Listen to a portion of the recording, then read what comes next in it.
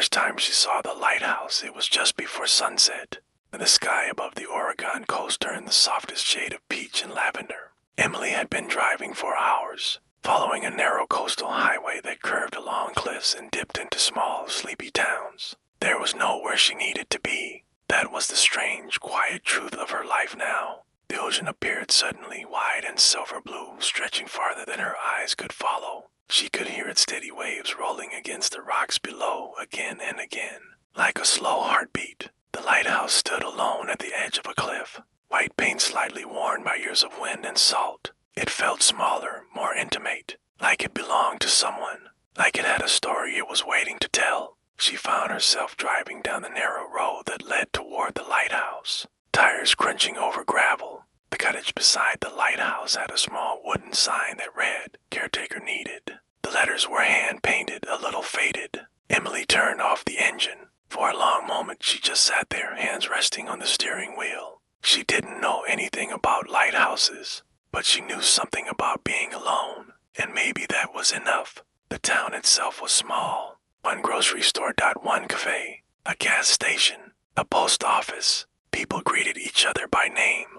Emily walked into the cafe the next morning. The bell above the door chimed softly, and every head turned in gentle curiosity. She ordered black coffee. "You passing through?" the woman behind the counter asked. "I'm not sure yet," Emily replied. The woman smiled. "That's how most people end up staying. The town needed someone to maintain the lighthouse, clean the lens, check the wiring, keep the structure safe." The cottage was small but warm. Wooden floors, a soft armchair by the window, a narrow staircase leading to a loft bedroom, with a skylight where she could see the stars at night. The air inside always carried a faint scent of salt and old wood.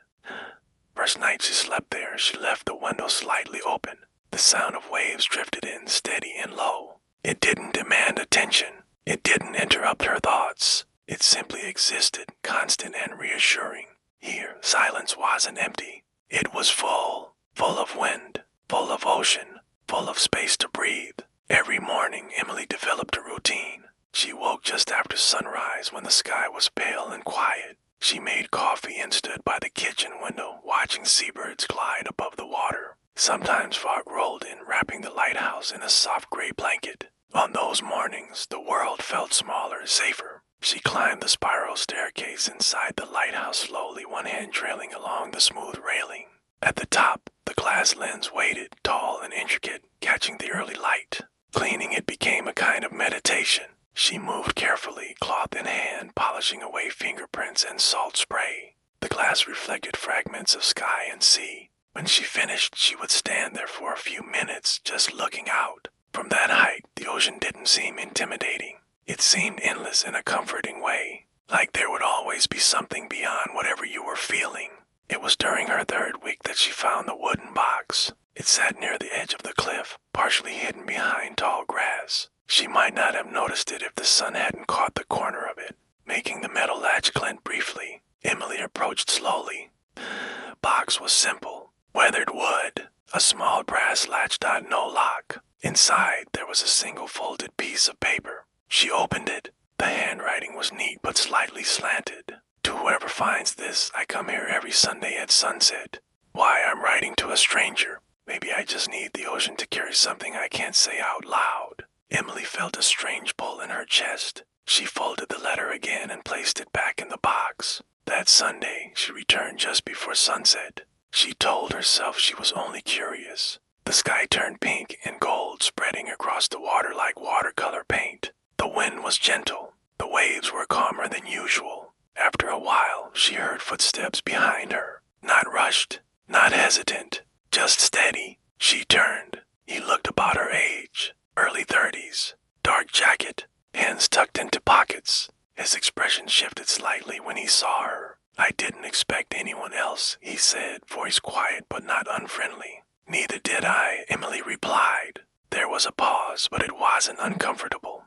"You found the box," he said gently. She nodded. "I wasn't sure anyone ever would." They stood there, facing the ocean instead of each other. "My name's Daniel," he said after a moment. Emily, he didn't ask why she had moved here. She didn't ask why he wrote letters to strangers. Somehow, those questions felt unnecessary. The sun dipped lower. "This place helps," Daniel said softly. "When things feel heavy." Emily understood that word, heavy. She had carried it for years. They didn't talk much that first evening, just small sentences, observations about the tide, about the way the lighthouse beam cut through fog. But when she walked back to the cottage, she realized something had shifted. The silence didn't feel quite as solitary anymore. Over the next few weeks, Sundays became something she quietly anticipated. They never planned it. They never confirmed it. But each Sunday at sunset, one of them would arrive first and the other would follow. Sometimes Daniel brought 2 cups of tea in a thermos.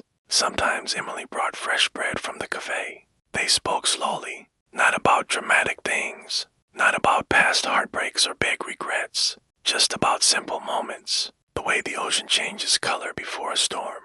How the lighthouse beam feels like a pulse in the dark. The comfort of knowing someone else is watching the same horizon. One evening, thick fog rolled in suddenly, swallowing the coastline in gray. The lighthouse beam began to rotate, its glow cutting through mist. They stood close together, not touching, but aware of each other's presence.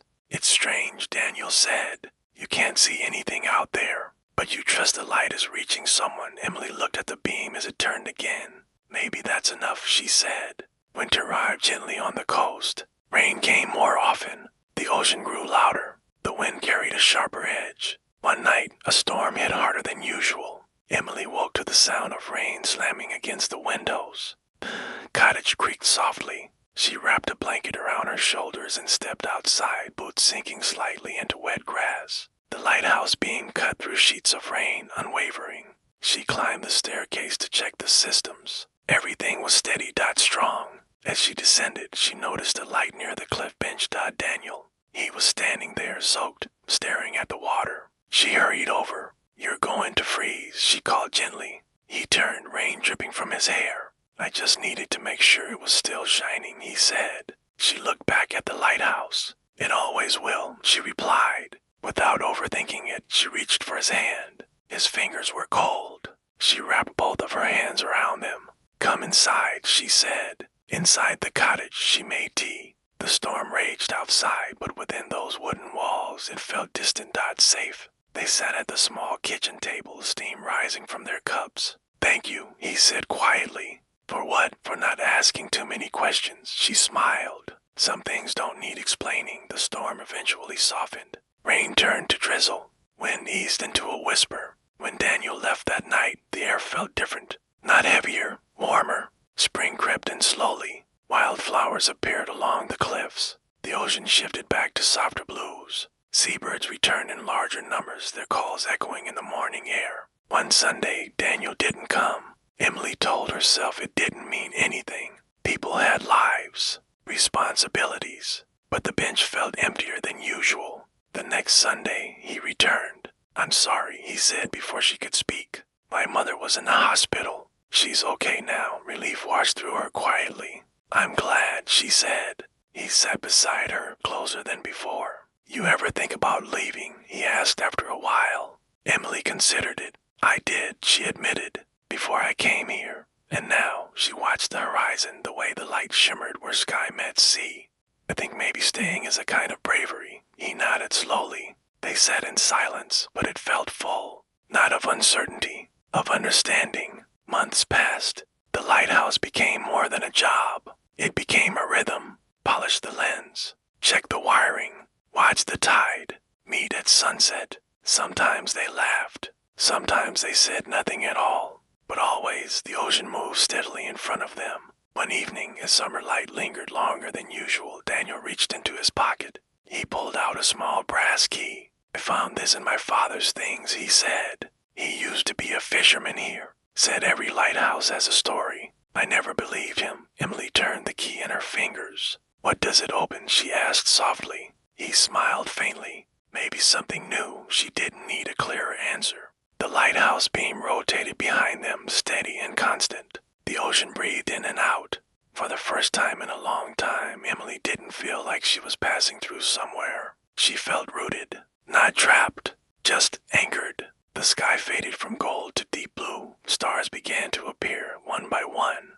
They stayed until the air grew cooler as they walked back toward the cottage side by side. The lighthouse beam swept across, the water again reaching outward, quietly guiding, and somewhere beyond the dark horizon, someone out there saw that light and felt less alone, just as she did. When Noah arrived in northern Vermont, the first snow of the season had already begun to fall. It wasn't a dramatic storm, not the kind that makes headlines. It was soft, steady, quiet, kind of snow that makes the world feel padded. He drove slowly along a narrow road lined with tall pine trees, their branches already dusted white. The sky was pale gray, blending gently into the landscape until everything looked like it belonged to the same calm thought. He hadn't told many people he was leaving Boston, just said he needed a break, which was easier than explaining the weight he'd been carrying for months. Work had become louder. The city had become louder. Even his own apartment felt like it was pressing inward. So when he saw the listing for a winter cabin rental, he booked it without overthinking. Now, as his tires crunched over frozen gravel, he spotted it. Cabin sat slightly uphill, smoke drifting lazily from its chimney. Warm light glowed through the windows, soft against the snow-covered trees. It didn't look lonely. It looked still. Inside, the air smelled like cedar and faint wood smoke. There was a thick woven rug near the fireplace, a small kitchen with open wooden shelves, a large armchair placed perfectly beside a window that looked out into the forest. Snow continued to fall beyond the glass, slow and patient. Noah set down his bag and stood in the center of the room for a moment. The silence here wasn't empty, it had texture. The crackle of the wood stove, the soft hum of wind brushing against the cabin walls, the distant sound of snow slipping from tree branches. He exhaled slowly. For the first time in weeks, his shoulders lowered without him telling them to. The next morning, he woke before sunrise. The world outside had transformed overnight. The forest looked softer, quieter, every branch outlined in white. He made coffee and wrapped himself in a thick wool sweater he found hanging by the door. The cabin had no television, weak cell service, no distractions except a small stack of old novels left by previous visitors. He liked that. He stepped outside carefully. The snow beneath his boots made a faint crunching sound, not sharp but muted, like the forest was politely absorbing the noise. Cold air brushed against his face, clean and sharp. He walked slowly along a narrow path that curved behind the cabin. Each breath felt clearer than the one before. On his third day, he heard something unexpected, laughter. It drifted faintly through the trees, soft light, close enough to notice. He paused, listening. The sound came again, followed by the gentle scrape of something against wood. Curious, he followed the noise along the path. A few minutes later, the trees opened into a small clearing, and there she was. Woman stood beside a stack of chopped firewood, brushing snow from her gloves. She looked slightly startled when she saw him. "Oh," she said, catching her breath. "I didn't realize someone rented the Miller cabin." "Noah," he replied gently. "Just got here a few days ago." She smiled, relaxed. "I'm Ava. I live about a mile that way. I come out here to collect extra wood before heavy storms." He nodded. The forest felt smaller now. Not isolated, just shared. "You've been laughing," he said before he could stop himself. She raised an eyebrow. "That's not a crime, is it?" He almost smiled. "No, it's just, I haven't heard that sound in a while." Ava studied him for a moment, not in judgment, just quiet observation. "Well, winter's long up here. You might as well find reasons." They didn't talk long that day, but something shifted in the air. A sense that he wasn't the only heartbeat in the woods anymore. A few afternoons later, there was a knock at his cabin door. 3 gentle taps. Noah opened it to find Ava standing there, holding a small metal tin. "Blueberry muffins," she said simply. "Storm's coming. Thought you might need something sweet." Snowflakes drifted between them. He stepped aside. "Thank you." Inside, she glanced around. "You're keeping the fire steady," she noted approvingly. "I'm learning." She walked toward the window, looking out at the forest. "You get used to the quiet," she said softly. "At first it feels loud. Then it starts to feel like a blanket." He understood that. They sat at the small wooden table, steam rising from fresh tea. Outside, snow began falling heavier. Not violent, just thick, soft layers building quietly. The storm lasted 2 days. Wind brushed against the cabin walls in long, low whispers. Snow piled high along the window sills. Ava returned the second evening, cheeks pink from the cold. Roads completely covered, she said. You're officially snowed in. He didn't panic. Instead, he felt something unexpected. Relief. They cooked simple soup together, sat close to the stove, talked in low voices as if the storm might overhear. Ava told him she moved here 5 years ago after leaving a corporate job in Chicago. I kept waiting to feel successful, she said. Instead, I just felt tired, so she bought a small property. Learned to chop wood, learned to sit with silence. And you? She asked gently. Noah stared into the fire. I kept thinking if I worked harder, things would slow down. She smiled knowingly. They never do. The fire crackled softly between them. Outside, the forest disappeared beneath falling snow. Power flickered once, then steadied. Candles lined the windows, casting golden reflections onto the snow. They didn't rush conversation. They let pauses breathe. At some point, Ava stood and pulled on her coat. I should head back before it gets darker. He walked her to the door. Snow fell thick and slow under the porch light. Be careful, he said. She nodded. You too, city boy, but her smile was warm. After she left, the cabin felt different. Still quiet, but no longer heavy. Noah sat by the window long after the storm slowed. He realized something gentle but important. He wasn't here to escape his life. He was here to remember how to feel it. Days blended into calm routine. Morning coffee by the window. Afternoon walks through untouched snow. Evening fires that glowed steady and soft. Ava visited often now, sometimes bringing bread, sometimes just bringing conversation. Once she showed him how to identify animal tracks in the snow. Deer, she said, pointing. And that's Fox. He crouched beside her, studying the delicate patterns. The forest felt alive, not loud, but quietly breathing. One evening, they stood in the clearing where they first met. Snow fell lightly around them, catching in Ava's hair. You thinking about going back? She asked. Noah considered the question honestly. For the first time, he said slowly, I'm not thinking about the future every 5 minutes. She smiled softly. That's a start. The world around them was white and endless, but it didn't feel isolating. It felt peaceful. Winter deepened. Icicles formed along cabin roofs. The sky turned pale lavender at sunset. Inside, warmth glowed steady. One night, as wind moved gently through the trees, Noah sat in the armchair by the window. Ava rested quietly on the rug near the stove, reading. Neither spoke. They didn't need to. The silence felt shared, comfortable. Outside, snow continued to fall, slow, patient, forgiving. Noah realized something then. The world didn't need to be loud to feel full. It could be soft. It could be steady. It could move gently, like snow layering over earth. And maybe healing worked the same way. Not dramatic, not sudden, just small quiet moments stacking on top of each other. Until one day, you realize the weight you were carrying has melted away. The fire crackled, the wind whispered. Snow fell softly beyond the glass. And inside the cabin, warmth stayed, steady, calm, unhurried. Bell above the door rang at exactly 11:58 p.m.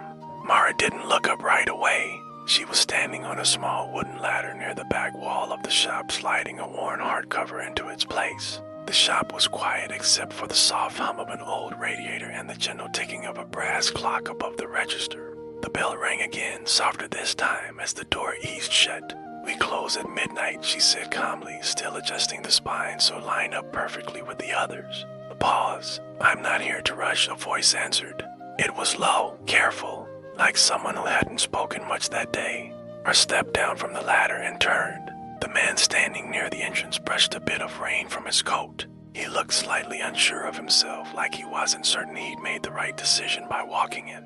The rain outside tapped gently against the tall front windows. Streetlights reflected on wet pavement, casting a soft golden glow into the bookstore.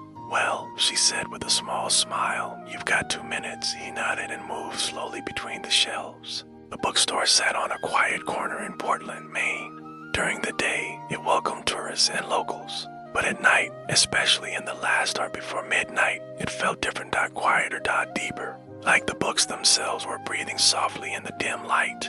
Mara had owned it for 7 years. She'd inherited it from her uncle, who used to say some people don't find books. Books find them. She didn't always believe that. But sometimes, around midnight, she wondered, The man didn't seem to be browsing randomly.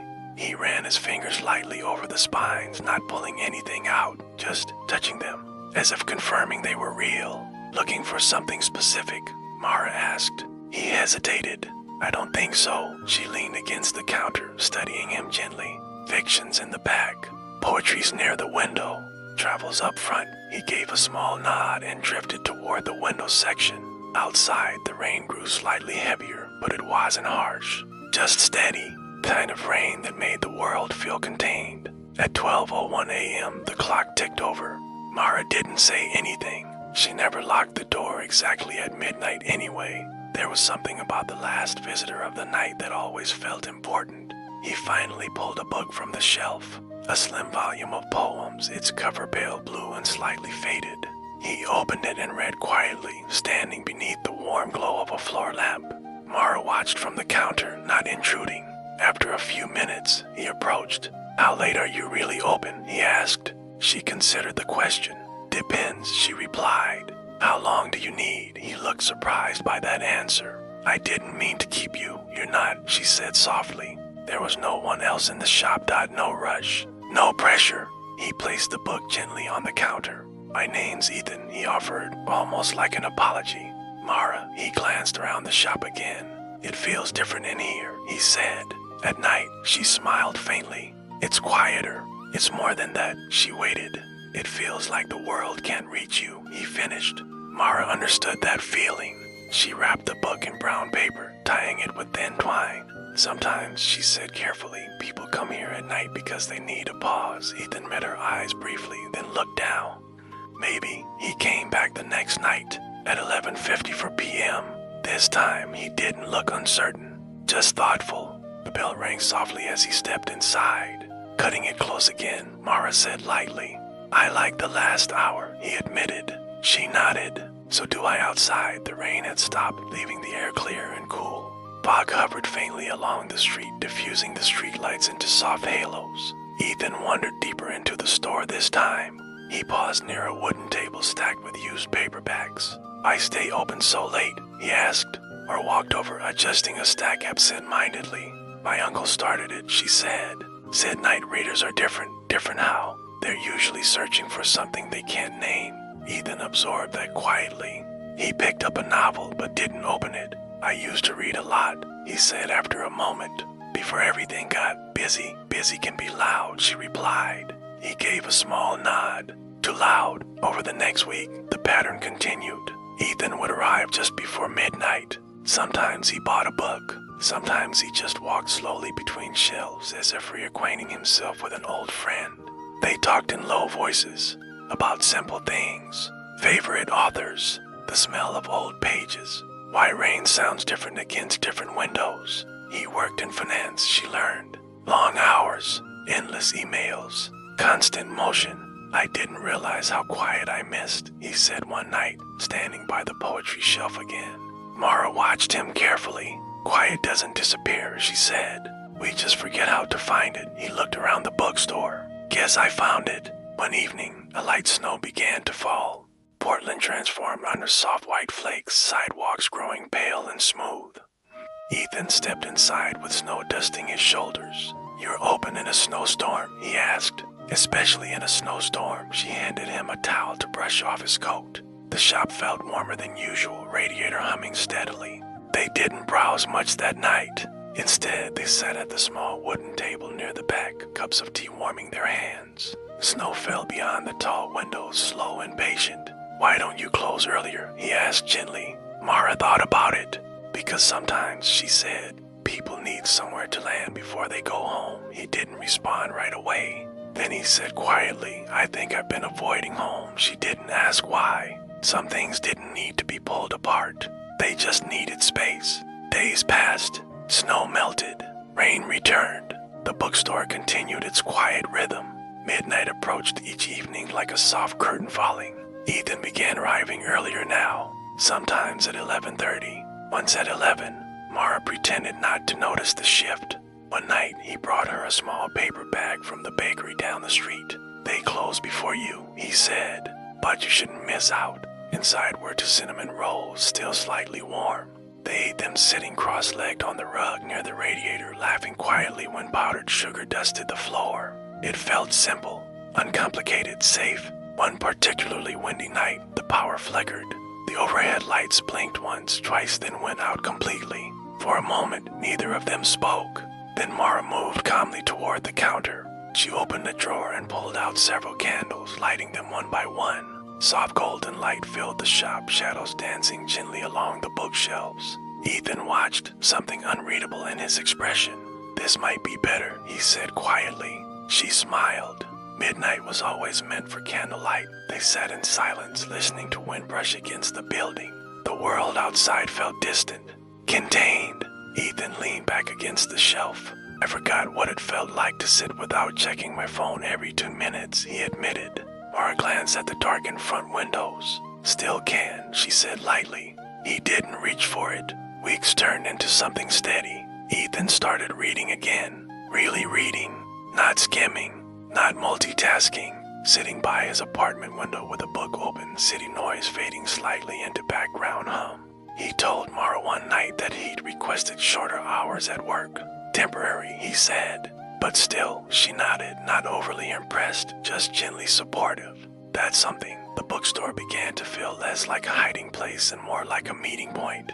Not just between them, between who he was and who he wanted to be. One evening, close to spring, Ethan arrived earlier than ever. 10:45 p.m. "I was thinking," he said, pacing slowly between shelves. "What happens if someone needs this place at 1 in the morning?" Mara raised an eyebrow. "You volunteering?" He smiled slightly. Maybe. The idea settled between them, soft and unspoken. Expanding the hours, keeping the quiet alive a little longer. On the first night they stayed open until 1 a.m. Only one customer came. A young woman with tear-reddened eyes who wandered straight to the self-help section. Mara didn't ask questions. Ethan rang up her purchase while Mara wrapped it carefully. When she left, she whispered, "Thank you." After the door closed, Ethan exhaled slowly. "Now I get it," he said. Mara tilted her head. "Get what? Why midnight matters?" She nodded. Outside, the street was nearly empty. Inside, candlelight flickered gently against endless rows of books. The clock ticked softly toward 1 a.m. They didn't feel tired. They felt purposeful. Calm. Steady. Spring rain returned, light and rhythmic. The bookstore windows fogged slightly from warmth inside. Ethan stood near the entrance one night, watching water trace lines down the glass. "You ever think about closing earlier?" he asked again. Mara smiled softly. "Not anymore." He turned toward her. "Good." The bell above the door chimed as another late reader stepped inside.